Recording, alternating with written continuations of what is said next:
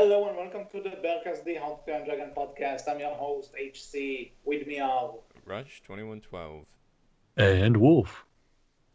And today, well, you probably read the title to the video, so you know who we're talking about today. It was really a long time coming, I think, because let's face it, we talked about this character before. Everyone in this community talked about this character in the past year for obvious reasons. So yeah, it's Johann. It's Trader Johann, and by your definition of a trader, could also be Traitor Johann. The main villain question mark of Race to the Edge, and possibly the entire Dragons TV show. So let's just get into it. What do you guys think of Johann? I actually liked his character, both good and evil. I thought I always really enjoyed how he had the long-winded stories and how they made it like to where they were so bad that everybody just reacted poorly to them. And then as a villain, I liked how he had all the plans behind, or his plans behind a lot of things. So. Okay. Wolf. I would agree. I've always enjoyed his character. I thought he was definitely a fun character before he was a villain, and he was a fun and interesting character after he was a villain. So, no really complaints from me. And apparently my dog knows that I'm going to talk about Johann because he went into a rage mode, as you can probably hear it. But let's do this anyway. I didn't mind Johann as, the comic relief person, but to be honest, I didn't think he was the best. I didn't think it was the best, but also not the worst. He had a few good moments, and I usually just laugh whenever they left him be and talk without. I think it was an episode. I think it was Frozen in Defenders of Earth where Hiccup and Turtles just leave him to rumble on his ship and fly away without him noticing. It is good I thought it was good for those kind of moments. And once he became the bad guy, I'll say this, even though I thought it was fine. This was one of the characters at the beginning that I didn't really realize why they brought back into Race to the Edge. Because, not all characters from the Cartoon Network seasons initially came back. Like, Alvin didn't come back initially. Neither did Savage. Yeah, he did. He was back in like when Dagger escaped. Yeah, I said initially. Like, if you want characters who were never brought back, it's Bucket and Mulch and Silent Spin. Well, he was not so Silent Spin. I think that was a different Spin, though. No, it's not so. He turned into not so Silent Spin in Dawn of the Dragon Racers. Okay. The point at the very end of Defendersburg. Yeah, the point is that from all the characters you could have brought back, when Race to the Edge started, and I mean, the first season of Race to the Edge, this wasn't a character that really we brought him back. Okay, sure. That's what I'm saying. You said they didn't bring Savage back initially. He was in the second episode. I'm talking about Johann. Oh yeah, but you said Savage wasn't brought back initially. I just want to rectify some things here. Was he in the first season of Race to the Edge? Yes. I don't remember. Yes, he was. Okay, I'll take your word for it, but Alvin, not so Silent Sven, all of those guys. And to be honest, it's not like I would love to see Sven back and not Johann, but at the same time it was like, really, we brought him back. Okay, sure, I can use a little comedy. But then when he was revealed to be a villain, all of a sudden I said, you know what, that's an interesting plot twist because I didn't see it coming. At least if you go back to the season 5 review we did, season 5, go back to that review we did, you might remember me saying that some asshole spoiled me the twist before I was able to watch the episode.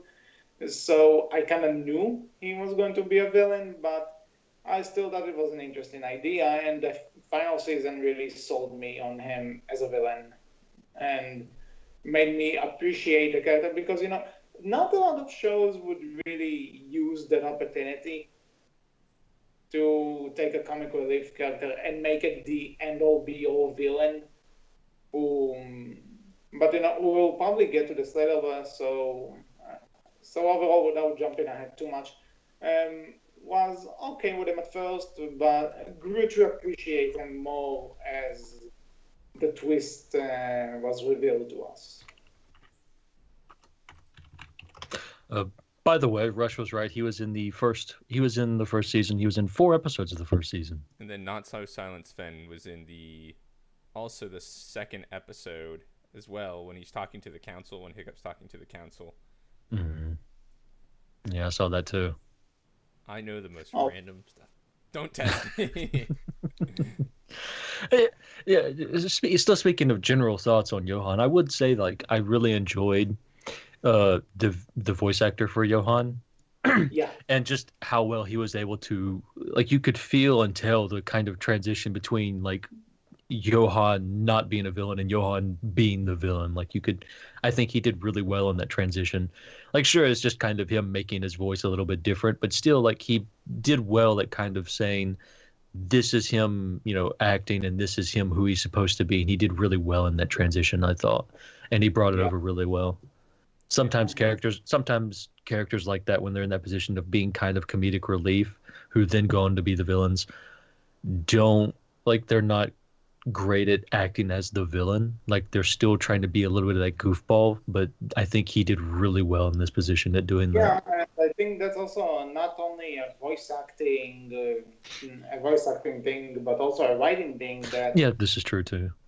That him being the comic relief and the goofball was the facade, which was interesting. Because you find out when he's actually the villain, he means business and. Assassin's Creed business. Yeah. Real quick, a little plug for the Dragon Dropouts. They actually interviewed Johann's voice actor. Yeah. Michael. Yeah, what's his last name? Goldstrom. Michael Goldstrom. Yes. Yeah, I listened to it on a train back from school, and it drained my phone battery. But I enjoyed it. They said that he is very similar to Johann in that he likes his long stories, and so. Well, we're not supposed to advertise for an inferior podcast, guys. Oh, okay. Let's not open. We'll set it on us. Anyway, you have to have some beef every episode. Telling long stories, that's actually kind of a rule when you're interviewing someone, you kind of need to let them talk. So it's not really him being like Johann; it's just him doing the job. Well, okay, but the thing is HC that they like to keep their episodes short, so. They were just, I guess they said or something like they just weren't used to it being so long. That's what they were getting at. I mean, HC, if we don't stop them some people from talking, we could probably have 4-hour episodes sometimes. And I mean you, if we don't stop you from talking. Shut up! Well, point taken, and yeah, I can guarantee you that the House of John's Free review will probably be 4 hours. Maybe. And that I am fine with. Anyway, we kind of went all Johann ourselves because we totally missed the point of this episode for a second. Which, hey, I'm cool with. I'm down for it. For the most part. Then moving right along, yeah, indeed. Moving right along to our favorite and least favorite moments. Who wants to start this out? I'll let someone else go first. All right. If I had to choose my favorite moments, I really liked. I think it was. I can't remember who brought it up. It was so long ago. But when he was in Frozen with in the episode, not the movie, with Hiccup. Yeah, I was just. His moments in that episode were very funny. And then least favorite moments. I mean, he's not really a character I ever gave too much thought of. Like, oh, this is good. This is bad. Um, I do have to say, uh, and this is probably just the writing perspective, and all obviously because season 6 was the last one. It seems like they made him very hasty in his being a villain.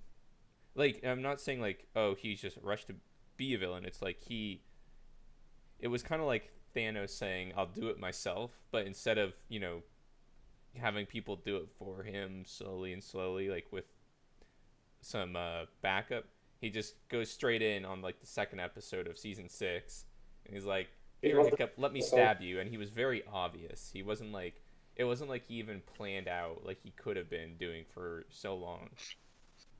Okay, now it's my time to fix you. It was episode 1, not 2, and yeah, I know what you mean. I think we also talked about it in the episode where we reviewed the season itself. When on the one hand, I kind of agree with you on that because you hid it for so long from everyone, and then all of a sudden you just go ahead and blew your cover. But on the other hand, I kind of like it because we as the audience members know that Johann is a bad guy, so it will also be a bit tiring if Hiccup wouldn't pick up on it. And to their credit, they made it look like Hiccup did pick up on it earlier. So yeah, but it's a very divisive. It was pretty much a no-win situation. Every turn they would take at that moment would probably end in someone saying, "I would have wished it would have gone the other way." Fair enough. Okay, I'll go next. My favorite moment would have to be at the very, very beginning of season 6 because when we find out that Johann is the bad guy at the end of season 5, it's like, oh, okay, he's the villain now. Okay, didn't necessarily see that one coming. And then you spend all of these months thinking, well, how is Johann going to be the main villain? Like we all asked, what can he do as a villain? How can that transition work?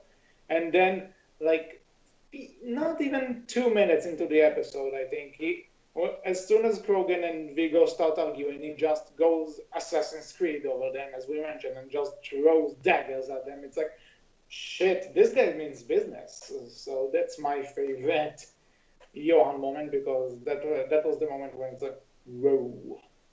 Yeah, I am intimidated by that person now. Now for least favorite moment, yeah, okay, this is going to sound kind of weird, but I think he deserves a more permanent death.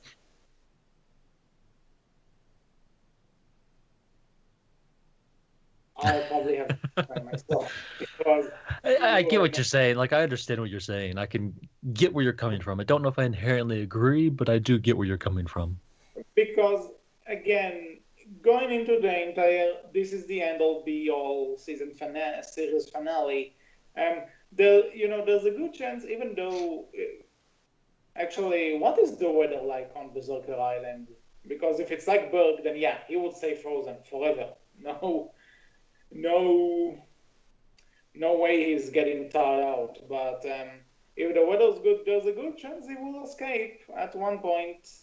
And he is inside of an ice cave, though. Let's point that out. And the wildebeest is still there. Yeah. Well, but after the wildebeest went away, what makes it guarantee that the ice will be there forever? It's a special type of ice, and it's underground. It has really no. I mean, it might have geothermal heat, but that's probably doesn't. Wildebeest could have also just came back and ate him like a popsicle too. But the thing is, if he gets frozen suddenly like that, it's not like It's not like let's at least make something realistic in this Cryogenics. Universe. Yeah, he's dead. Using that as an example. He's not going to survive. Because cryogenics is, if that's your thought process there, that's more of a slow thing that happens slowly, not like all of a sudden very fast, if I'm not mistaken. Mm-hmm. Otherwise, it would kind of stop your heart too suddenly. Pretty sure that would kill you. Yeah. The idea is to ease you into it. So based on that, I would say he's dead.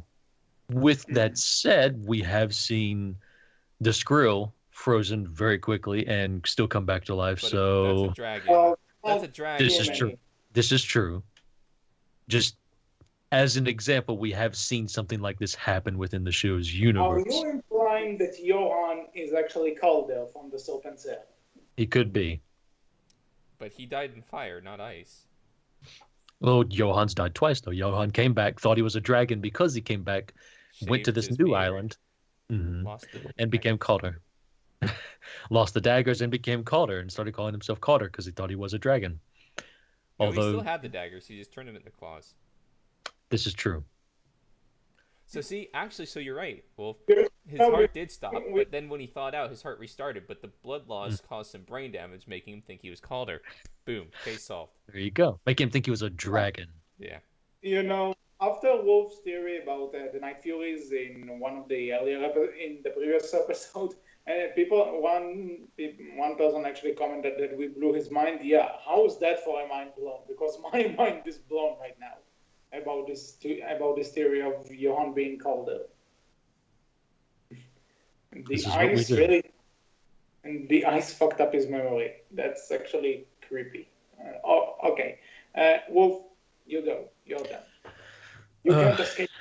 Least favorite moment is a little bit difficult. I couldn't really think of one, but favorite moment would definitely be from Johann. Would definitely be just all the daggers coming out of all of the daggers coming out of nowhere. Ninja Johann is probably the best for him just throwing daggers at Hiccup consistently. Just another dagger to be thrown at Hiccup. I kind of loved that and thought it was absolutely hilarious. So Ninja Johann, best Johann. But another favorite moment was just I think I really enjoyed like the ending of season 6 when it's him, Krogan, and Hiccup all fighting kind of against one another. I really enjoyed Yeah. watching seeing his character in that moment and how he acted and how just obsessed he was. I think that was really enjoyable too. As for least favorite moment, that one's hard, but I think I might go with I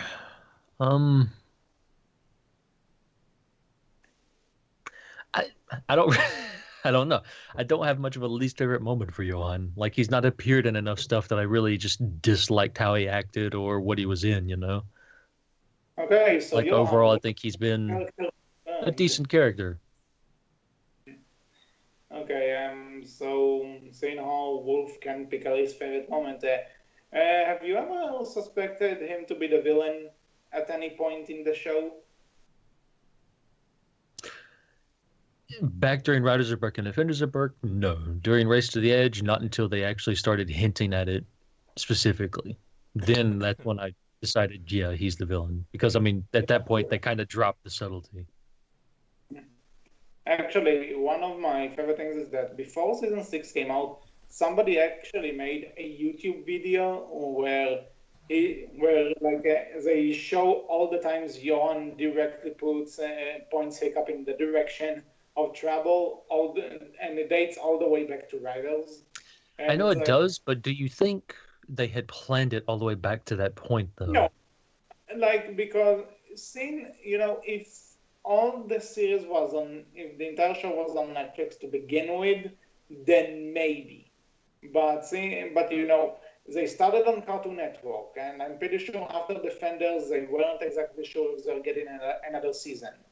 At least that's how I see it. And originally when they moved to Netflix for Rest of the Edge, they planned to have the first 4 seasons, and only then they received the last 2. So I can see it being kind of like a Death of Superman kind of thing, where they just joked around in the writing room. Yeah, let's do that, and they let, and then by the billionth time somebody actually mentioned that it's like, you know what? Maybe we can do something with this.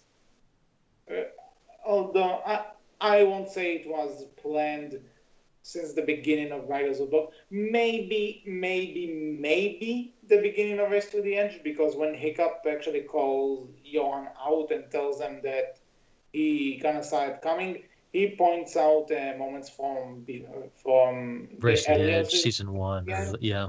Yeah, and also too, like there was the episode where Johann goes with Hiccup and Fish Legs, I think it was, and the episode where it's just Astrid and Tough Nut protecting the edge. Yeah. Johann was with, so maybe then, but then again, it could also be one of those things that, looking back, as I just look back, I said, you know what, we can work with this and do something with it. So, Fair enough.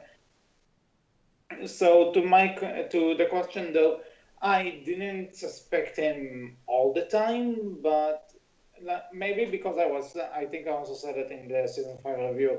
Maybe it was because I was spoiled, but at one point in season 5, I was starting to, okay, I can see how this guy tries to turn, I can see how this guy could betray them.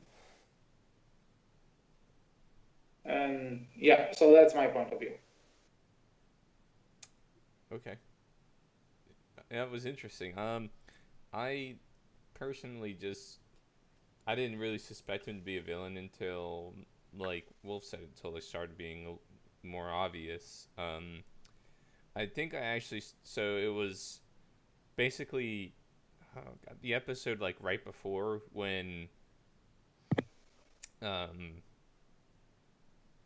or no, it wasn't. Well, I guess it was the episode of, like, right when he leads Heather to the other place, and then they find out, oh, he's still, or Oswald is dead, and Heather's going to here. Like, okay, Johann probably could have gotten bad info. It's happened before, because they've actually, they've done that before, whatnot. And then, but then when he, like, goes for the Dragon Eye lens and he knocks it out of Snarlout's hands before it gets there, that's when I'm like, okay, something's up here. And then we get to the end of the episode, and I'm like, yeah. Yeah, saw that coming. Wolf, have you voiced your opinion on this? Yeah, I said it before you did. Yours was just so long, you forgot about it.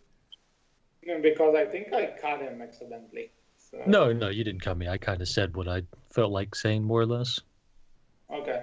So here's an interesting question, because I don't think they ever actually dwelled into it, but what do you think made him a villain? Because, to be honest, as far as I remember, he just hunts dragons. Having to put up with Hiccup giving him an eyeglass every time he wants to trade for something. That's why he became a villain.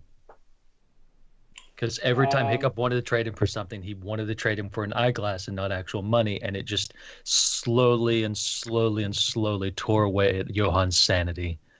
And he just gave up and decided, I want to kill that kid. Interesting. But then again, why would he search for the King of Dragons because of it? That's what he wanted to use. He wants to, yeah. If you're going to kill a kid who rides a freaking knight for you got to do it in style. Absolutely. Sometimes you just got to count for style points, HC. Yeah, but... And hey, hold on. Johann knows style. He knew that guy with the beard was... He knew it was awful. Yeah, but then again, Wolf does bring up an interesting point, within that he has, I don't think he necessarily has a vendetta against Hiccup, because he does say he had to get Stuart's, Stuart's trust for years. So, yeah, Hiccup is around 19 it's just at the time arrested him. But, years could also mean before Hiccup was even born. I mean, if you want me to be serious, they don't actually say anything. They so do. I mean, well, okay. So he says he'll be the richest trader. So it's for money.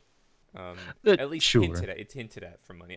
I can't say definitively. Just saying that he will be the richest doesn't mean that's his motivations. But it's sort of like Vigo's motivations, but not as classy. Maybe that's just because of his voice actor. I'm just kidding. But it's for being the richest trader, not the richest dragon hunter. Yeah. I mean, Johann's not really a dragon hunter himself. He just uses them or works with them during the time. You know, richest trader could mean a lot. Does he still want to trade after he gets the King of Dragons? Like, not quite sure what his plan is there. I would assume that he just wants to attack people, steal all the money, and just have all the money for himself. Well, he did say once I get the King of Dragons, I'll be the richest something something something. So maybe yeah, maybe he's not going to sell it. Maybe you're right. He'll still use it to steal, or maybe he doesn't know how the King of Dragons is, but he should. Either way. Actually, something you guys said though about Vigo being the richest, dragon hunter. It's not necessarily true. Yeah, because when we go over the fact that he's a businessman, he's not necessarily doing this business because he wants to be the richest. It's just his job. He's trying to make a living. That's what I got anyway. With Johann, yeah, he does say that he wants to be the richest, let's say, trader for the sake of it. And technically though, if he has the King of Dragons, or at least a Bewilderbeast, which is pretty much having the King of Dragons, and how much do you think people would actually give him for that? My bet, a lot. Because if you have the king, you pretty much solved all of your dragon problems with a snap of the finger. So, I guess we should ask the question based on a comment like that. Do you think he only planned on selling the King of Dragons, and that was it? Well, that's actually because looking back though, we never actually knew what he just said that it would make him rich, but we don't really know how he's going to use the Bewilderbeast in order to be rich. Is he going to sell it, or is he going to use it to rob people of their money? Or is he going to take up the old, similar to the first Dragonheart movie, where the dragon comes in, pretends to terrorize the town, the old knight comes in, takes it down, gets the money, that sort of trick. Is he going to do that instead? That's a lot of work. Don't think he's going to do that, though. Yeah.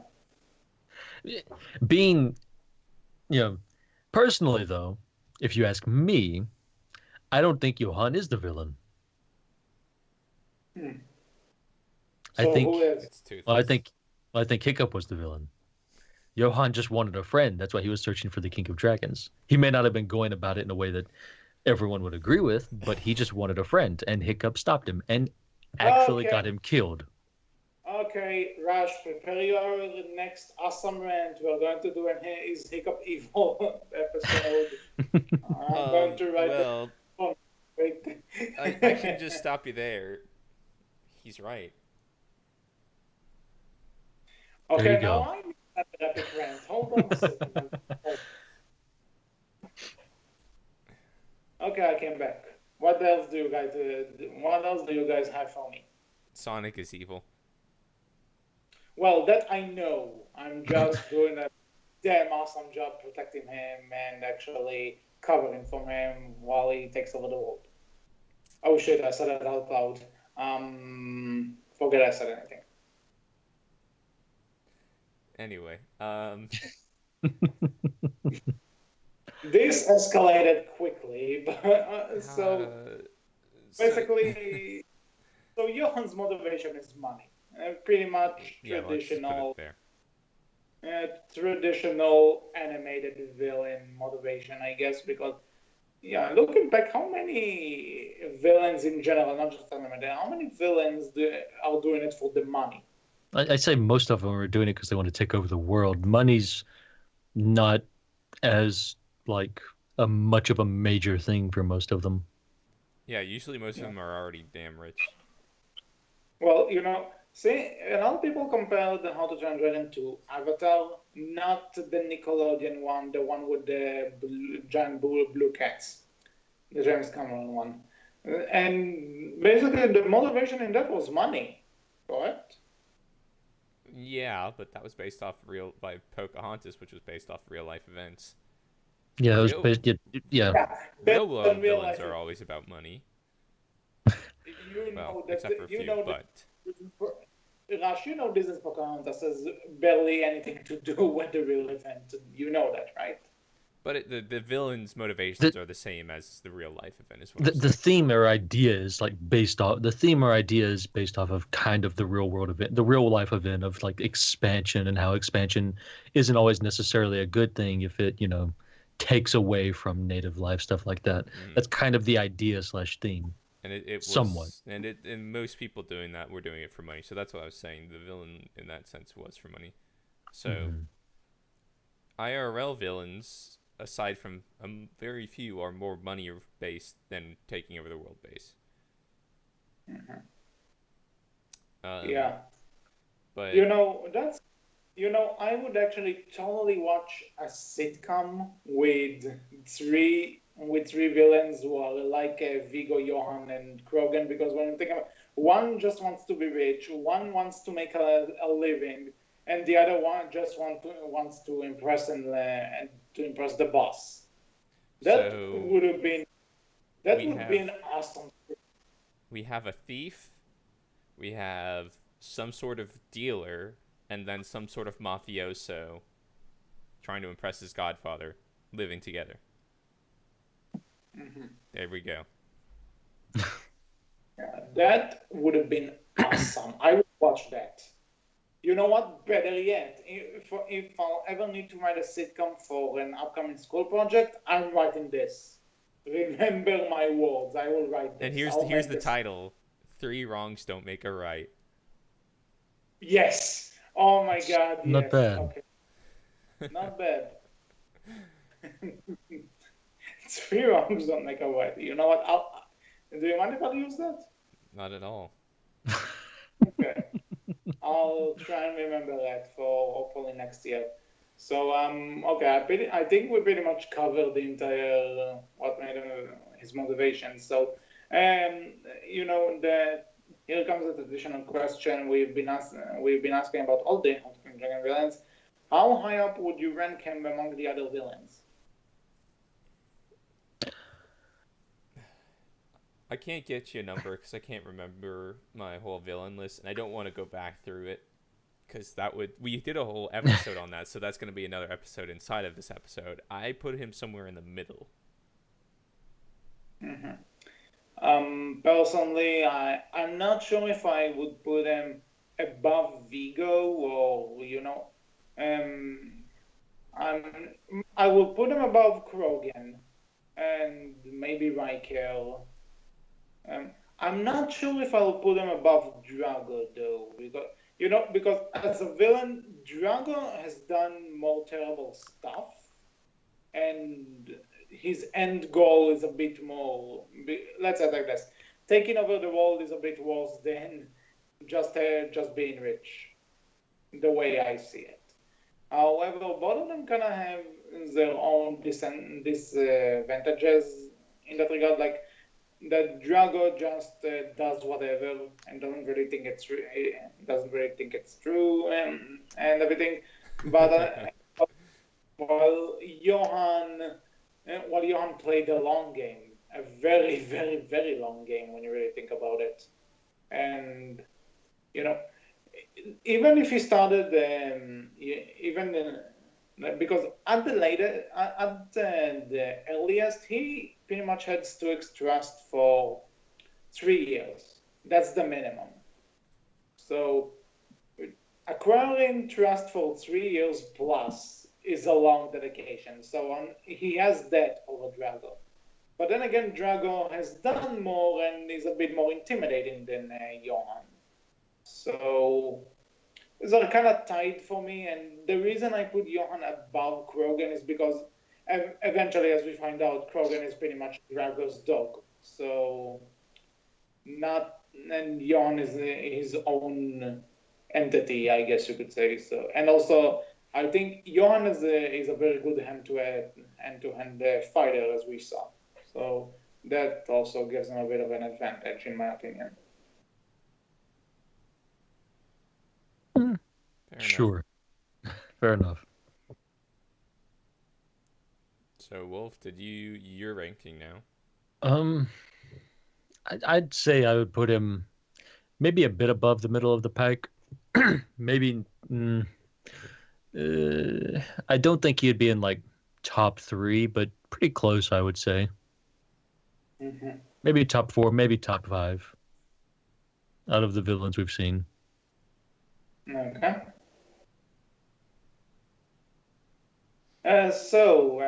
While nothing is confirmed about this, do you think he ever came across Drago or walked with him at one point?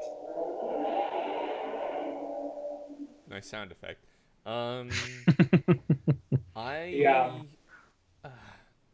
That's you know Drago riding away to distance himself from Johann as much as he possibly can. at Yeah. first I thought he Push the would got thought have, out. Mm. but it seems like Krogan was working under Drago instead of just Johann. So I'd like to think that he may have come across him in his trading, but I don't think he was working with him at all. Here's something I thought about. Master Drago, what? Trader Johann is coming here. I saw his ship. Oh, oh. That's as reaction when I has to hear Johann's stories. That's my headcanon. Sure. Okay, so lame jokes aside, I think they probably met each other at one point, but like I said, I think they're pretty much rivals, if you know what I mean. Like maybe it's one of those cases that maybe I can see them working together towards a similar goal, but they have different plans once they achieve the goal. You know what I mean? Yeah, sure. I think I can see where you're coming from. I think it's possible that they met, and it's possible that, based on his I'll be the richest trader in all of the archipelago comment or whatever it exactly was, that he was planning on just selling Drago, the, king of the dragons. Though based on how he acts and everything, I don't think that was his plan. So I don't think he was working for him or planned on selling him the dragon. I think he wanted it for himself. I don't know if I'd necessarily call them rivals, but I would definitely say they weren't allies or friends, right? They were just potential business partners at some point, possibly, though doubtful. Mm-hmm. Because we know Krogan works for Drago. We know Vigo came across him at least once, and since all three of them are working together, I think it's safe to assume that Johann eventually met him or some. And seeing how Johann kind of. I mean, considering Krogan took the King of the Dragon egg and just absolutely and tried to just straight up run and leave Johann behind, I don't think they had any necessary. I don't think they were necessarily working together. More so, they were just. I mean, they were working together to reach a potentially common goal, but they both wanted the egg or the King of Dragons itself for themselves and their own purposes and uses. Mm-hmm. Yeah, it's one of those. They're all villains essentially. So each one of them. You could argue that Krogan was using Johann for his goals, and Johann was using Krogan for his goals. Sure. Whoever got the egg won, essentially. Mm-hmm. Which is none of them, because both of them died in their own ways. One for failing and one for epic failing, I guess. That's one way to put it. Mm-hmm.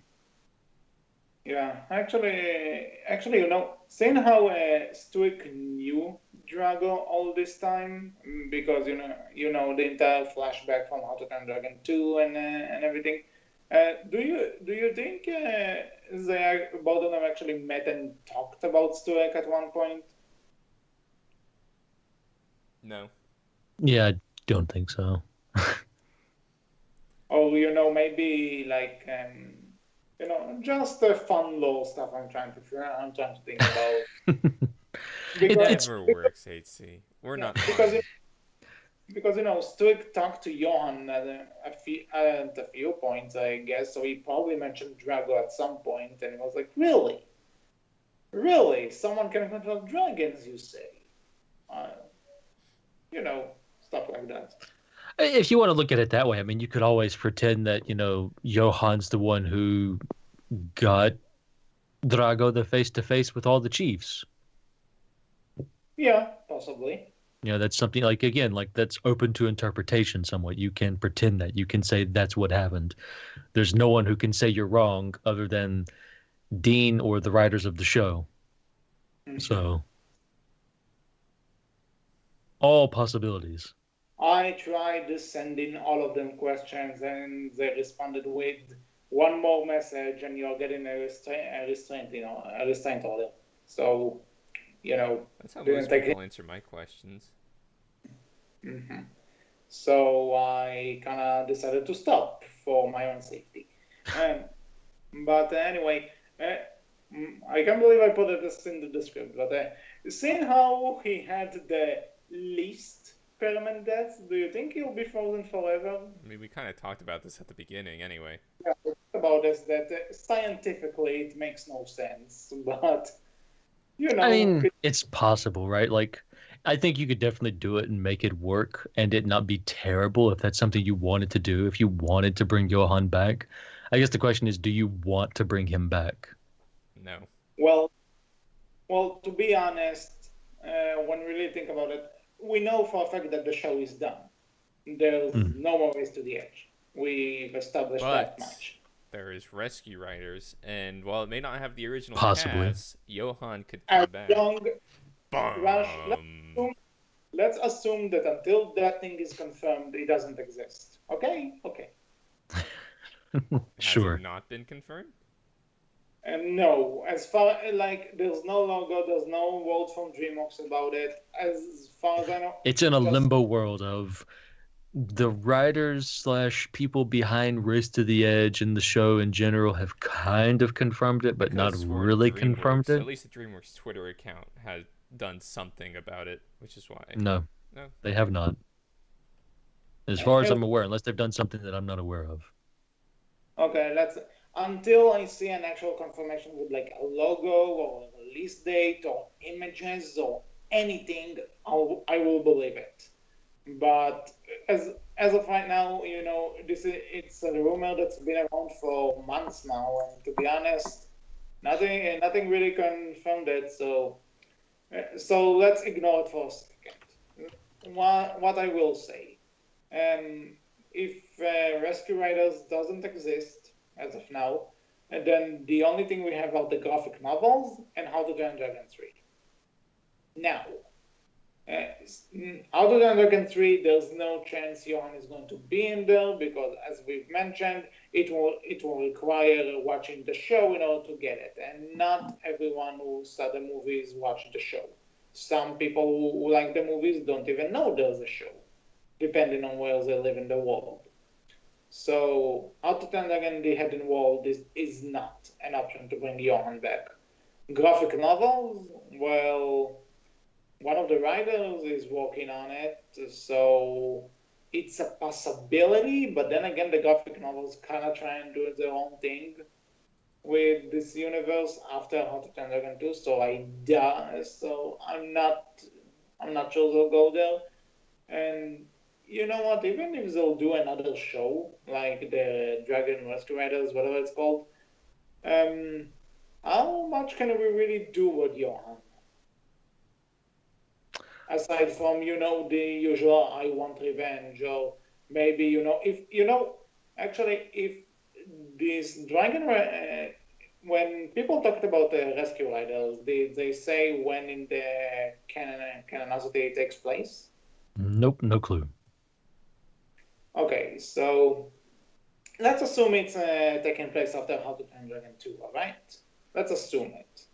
If we go with a plan that's post How to Train Dragon 2, and Johann gets free and he learns that Toothless is the new Alpha, then he has the same motivation from before, but he also has build upon it. He wants to get revenge on Hiccup and Toothless.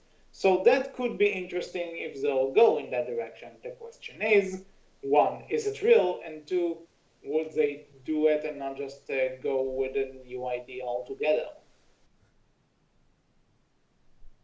I rambled long enough. What do you guys think?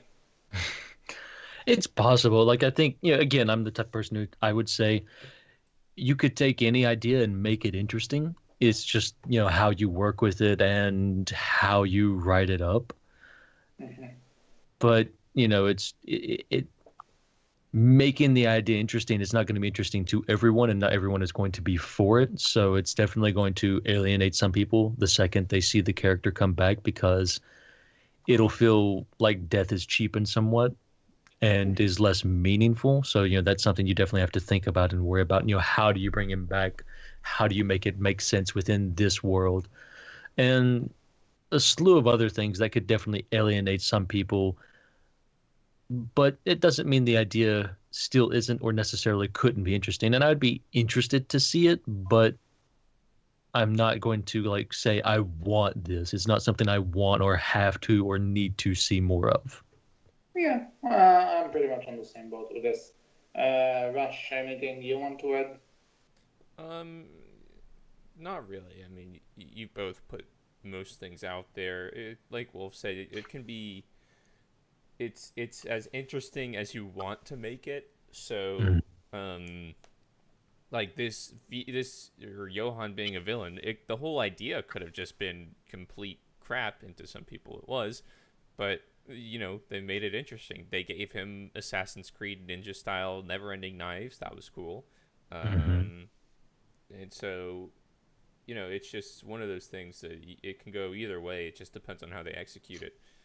For me personally, I'd rather if they do make a new series, confirmed or unconfirmed, as we're on that, I'd think that it'd be nice if they start fresh with completely new characters that they didn't even maybe that we know didn't die, because I feel like they're past the point of are they dead, or oh no they come back, oh they died again, oh they came back. Just have some permanent death for once, because they might even bring Vigo back just because his Skrill basically nuked itself. He could survive. No. This is true. Vigo's dead. There's no way out of this. We didn't see him die. He could have hid it under a rock. We can die. That's it. No more. I mean, you could also say the Skrill, just because it goes nuclear with the electric blast, doesn't mean that it hurts itself. It can insulate itself. So if you're standing right beside the Skrill, it protects you. Or inside of its wings. Or inside of its wings. Yeah. This is true. So we don't see. So HC, we don't see Vigo actually die to the blast, but we see Johann get frozen, and yet Johann is still alive, but Vigo's not. I think so. That's the thing. That's kind of the point, though. I think you would say it's possible to bring anyone back. You could even bring Riker back potentially if you wanted to, depending on how you want to work it. That doesn't mean it's necessarily a good idea, but you can do it. Yeah. I know that's what I'm getting at. Anybody can come back, but it just where do you draw the line? Why do you bring it back? We could even bring Stoic back. Yes, we could. So it could easily still be alive. What we saw was just a body double or a stunt double who got killed. Stoic is still alive. That wasn't the real Stoic. That was a stand-in in case anyone tries to assassinate him. Mm-hmm. Well, what are the or odds? The best explanation, it's all just a dream. What are the fucking odds that we'll run into a psychopath who will mind control Toothless to kill him, right? Right, because that's the first thing they Hey, being a chief is a very, very dangerous job. This is true. Besides, it's not every day you find a second 7'2", 500-pound Viking that looks just like you. This is also true. Oh, Mr. Night Fury, I don't feel so good. You know what? Fan fiction writers. Calling all fan fiction writers. Give me a How to Train Dragon version of 13 Reasons Why. I freaking dare you. Do it. HC, earlier when you were describing Drago, I was thinking if he said, and with a single snap, half the dragons in the universe will be mine. Rush, you referenced Avengers. I'm referencing something completely different. I know you are too, but since we're doing references and all. Yeah. Besides, before you even brought up 13 Reasons Why, I said Mr. Night Fury, I don't feel so good. Oh, why? Why did you do it? Watch Infinity War to understand what he meant. So yeah, anything else we want to say about Johann? I think I'm good. He was a fun and enjoyable character that came from the show that was good. He was consistently an enjoyable character. Like, he didn't really have that many terrible points, and he didn't really have that many. Yeah, and he had some outstanding points, but he did have. Bleh. He didn't really have a whole lot of terrible points. Maybe not a whole lot of like this was amazing and outstanding moments, but he definitely was consistently a good and enjoyable character to watch and hear from. Yeah. I agree. And also, it's good to see a character that like makes the switch from good to evil in this show, and actually, I haven't been done well. Mm-hmm. And because those kind of transitions could really either break it or win it, and in that case, I think it won it. Yeah, I would agree. Mm-hmm.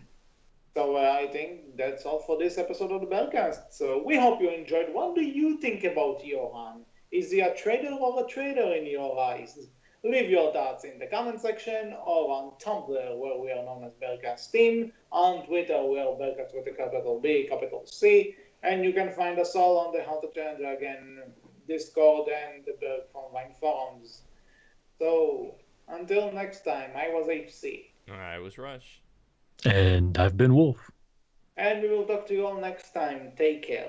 I actually thought just this moment that we may need to end this going over just telling stories like Johann does, but now the audience knows, so it's too late for that. Bye-bye. See ya. Bye.